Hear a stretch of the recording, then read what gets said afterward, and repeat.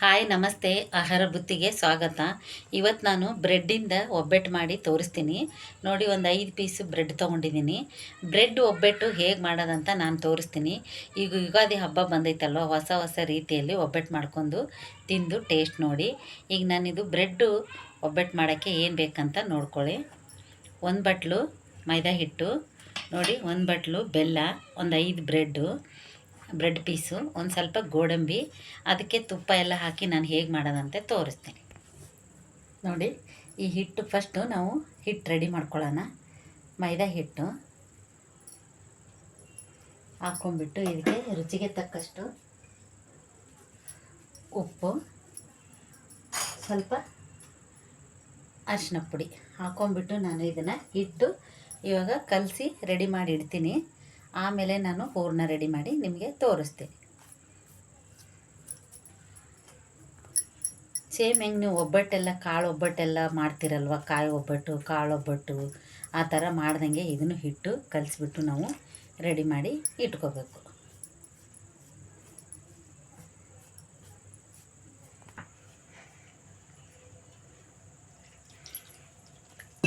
ನೋಡಿ, ಸೇಮ್ ನಾವು ಒಬ್ಬಟ್ಟು ಹಿಟ್ಟು ಹೆಂಗೆ ರೆಡಿ ಮಾಡ್ತೀವಿ ಅದೇ ಥರ ಬ್ರೆಡ್ ಒಬ್ಬಟ್ಟಿಗೂ ರೆಡಿ ಮಾಡಿ ಇಟ್ಕೋಬೇಕು.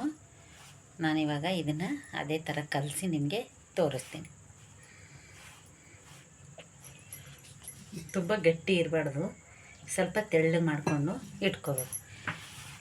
ತೆಳ್ಳಗಂದ್ರೆ ಅಷ್ಟೊಂದು ತೆಳ್ಳಗಲ್ಲ, ಸ್ವಲ್ಪ ಮೀಡಿಯಮ್ ಆಗಿ.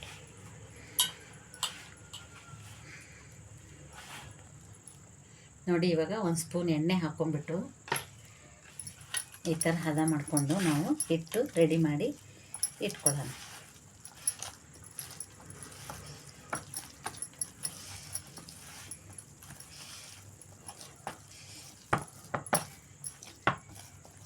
ನೋಡಿ, ಇವಾಗ ಹಿಟ್ಟು ರೆಡಿಯಾಗಿದೆ. ಇನ್ನೊಂದು ಸ್ಪೂನ್ ಮೇಲೆ ಎಣ್ಣೆ ಹಾಕ್ಕೊಂಡು ನಾವು ಇದನ್ನು ಒಂದು 10 ನಿಮಿಷ ಇದು ಹೂರಣ ರೆಡಿ ಆಗೋದ್ರಾಗೆ ನಾವು ಈ ಥರ ಮಾಡಿ ಇನ್ನು ಸ್ವಲ್ಪ ಮುಚ್ಚಿಡೋಣ.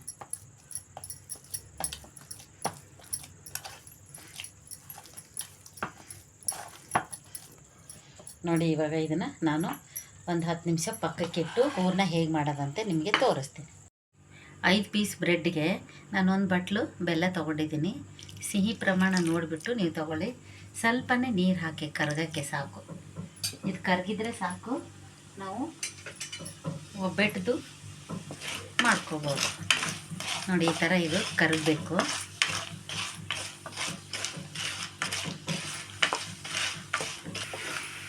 ನೋಡಿ, ಈ ಥರ ಬೆಲ್ಲ ಇದು ಸ್ವಲ್ಪ ಕರಗಿಸ್ಕೋಬೇಕು.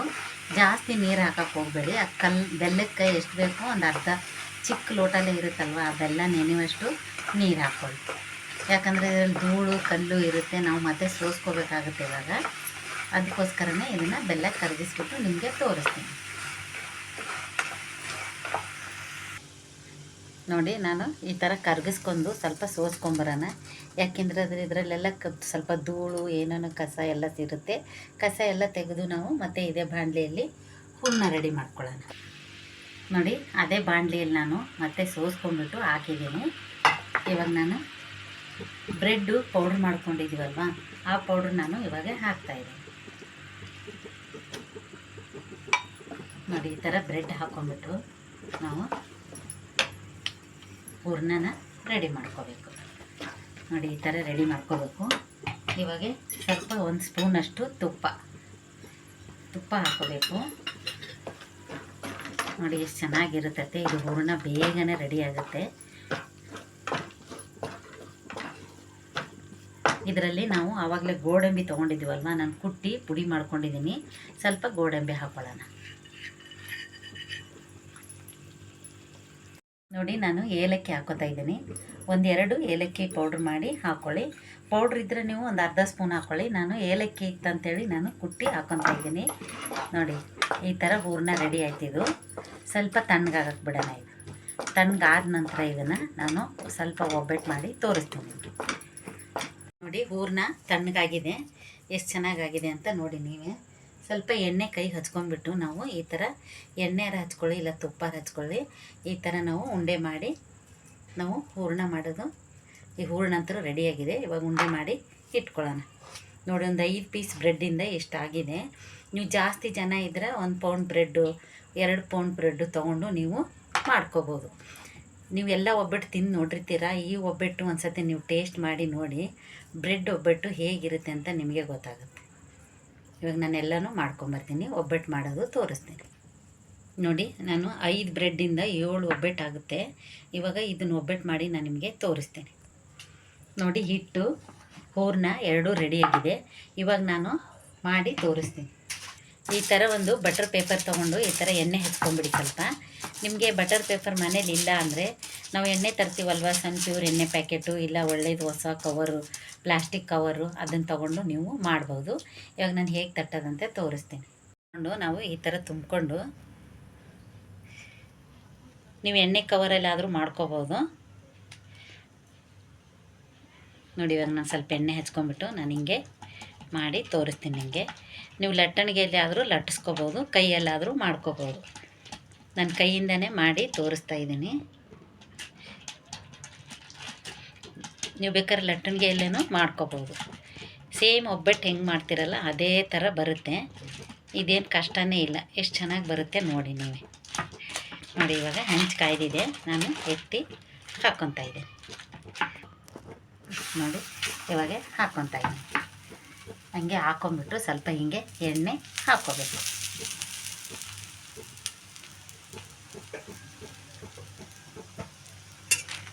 ನೋಡಿ, ಇವಾಗ ತಿರ್ಗಿಸ್ಬೇಕು. ನೋಡಿ ಎಷ್ಟು ಚೆನ್ನಾಗಿರುತ್ತೆ, ಎಷ್ಟು ಕಲರ್ಫುಲ್ಲಾಗಿದೆ, ತುಂಬ ಚೆನ್ನಾಗಿ ಬರುತ್ತೆ ಒಬ್ಬಟ್ಟು ಮಾತ್ರ. ನೀವು ದೊಡ್ಡ ಸೈಜ್ ಆದರೂ ಮಾಡ್ಕೋಬೋದು, ಚಿಕ್ಕ ಸೈಜ್ ಆದರೂ ಮಾಡ್ಕೋಬೋದು. ನಾನಿವಾಗ ಆ ಸೈಜಲ್ಲಿ ಮಾಡಿ ನಿಮಗೆ ತೋರಿಸ್ತಾ ಇದ್ದೇನೆ. ಇನ್ನೊಂದು ಲಟ್ಟಿಸ್ಬಿಟ್ಟು ತೋರಿಸ್ತೀನಿ ನಿಮಗೆ.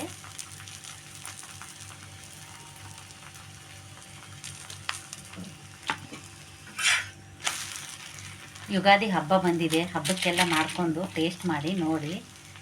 ಇನ್ನೆಲ್ಲ ಹಬ್ಬಗಳು ಬರ್ತಾ ಇರ್ತಾವಲ್ಲ, ಹಬ್ಬಕ್ಕೆಲ್ಲ ತುಂಬ ಚೆನ್ನಾಗಿರುತ್ತೆ. ಇನ್ನೇನು 2-3 ದಿವಸ ಕಳೆದ್ರೆ ಯುಗಾದಿ ಹಬ್ಬ. ಆ ಹಬ್ಬಕ್ಕೆ ನೀವು ಬ್ರೆಡ್ ಒಬ್ಬಟ್ಟು ಮಾಡಿಕೊಂಡು ತಿನ್ಬೋದು. ನೋಡಿ ಎಷ್ಟು ಚೆನ್ನಾಗಿದೆ.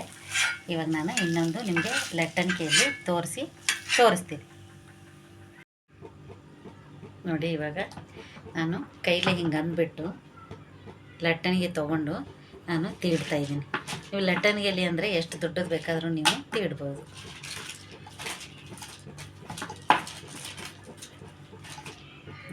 ಈ ಥರ ಮಾಡಿಕೊಂಡು ಸ್ವಲ್ಪ ದೊಡ್ಡದಾಗಿ ಮಾಡ್ಕೋಬೋದು. ನಾನು 2 ಸೈಜು ನಿಮಗೆ ಮಾಡಿ ತೋರಿಸಿದ್ದೀನಿ. ನಿಮ್ಗೆ ಯಾವ ಸೈಜ್ ಬೇಕೋ ಆ ಸೈಜಲ್ಲಿ ಮಾಡ್ಕೊಳ್ಳಿ.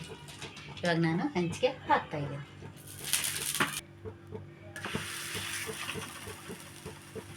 ಅಷ್ಟೇ.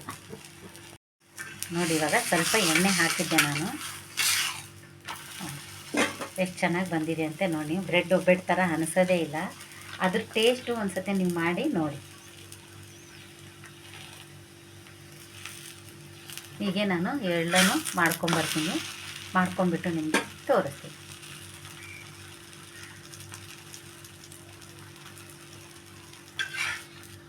ನೋಡಿ ಎಷ್ಟು ಚೆನ್ನಾಗಿ ಬರುತ್ತೆ.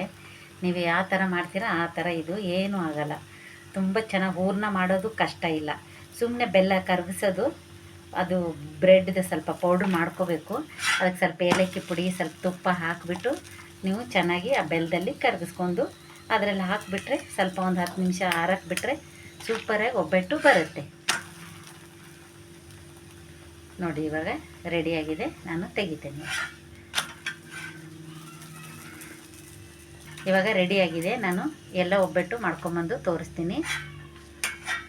ನೋಡಿ, ಒಬ್ಬಟ್ಟು ನಾನು 7 ಆಗಿತ್ತು ಉಂಡೆ, 7 ಒಬ್ಬಟ್ಟು ಮಾಡ್ಕೊಂಡು ಬಂದಿದ್ದೀನಿ. ಎಷ್ಟು ಚೆನ್ನಾಗಾಗಿದೆ ಅಂತ ನೀವೇ ನೋಡ್ಕೊಳ್ಳಿ. ಬ್ರೆಡ್ ಒಬ್ಬಟ್ಟು ಅಂತ ಅನಿಸೋದೇ ಇಲ್ಲ. ಇದ್ರ ಟೇಸ್ಟು ತುಂಬ ಸೂಪರಾಗಿರುತ್ತೆ. ನೀವು ಒಂದು ಸತಿ ಬ್ರೆಡ್ ಒಬ್ಬಟ್ಟು ಮಾಡಿ ನೋಡಿ. ಇವಾಗ ನಾನು ಇದ್ರ ಮೇಲೆ ತುಪ್ಪ ಹಾಕಿ ನಿಮಗೆ ಮುರಿದು ತೋರಿಸ್ತಾ ಇದ್ದೀನಿ. ತುಪ್ಪ ಹಾಕ್ಕೊಂಡು ತಿಂದು ನೋಡಿ, ಸೂಪರಾಗಿರುತ್ತೆ. ನೋಡಿ ಹೇಗಿರುತ್ತೆ ಅಂತ ನೀವೇ ನೋಡ್ಕೊಳ್ಳಿ.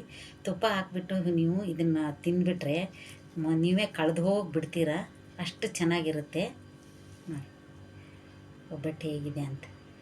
ಸೇಮ್ ಗೋಡಂಬಿ ಹಾಕಿರೋದಕ್ಕೆ, ಗೋಡಂಬಿ ತುಪ್ಪ ಎಲ್ಲ ಹಾಕಿ ಮಾಡಿರೋದಕ್ಕೆ ತುಂಬ ಚೆನ್ನಾಗಿರುತ್ತೆ. ಏಲಕ್ಕಿ ಪುಡಿ ಎಲ್ಲ ಹಾಕಿದ್ದು ಇಷ್ಟ ಆಯ್ತು ಅಂತ ಅಂದ್ಕೊತೀನಿ ನಿಮಗೆ. ಈ ಒಬ್ಬಟ್ಟು ಬ್ರೆಡ್ ಒಬ್ಬಟ್ಟು ನಿಮ್ಗೆ ಇಷ್ಟ ಆದಲ್ಲಿ ಲೈಕ್ ಮಾಡಿ, ಶೇರ್ ಮಾಡಿ, ಸಬ್ಸ್ಕ್ರೈಬ್ ಮಾಡಿ. ನಮಸ್ತೆ.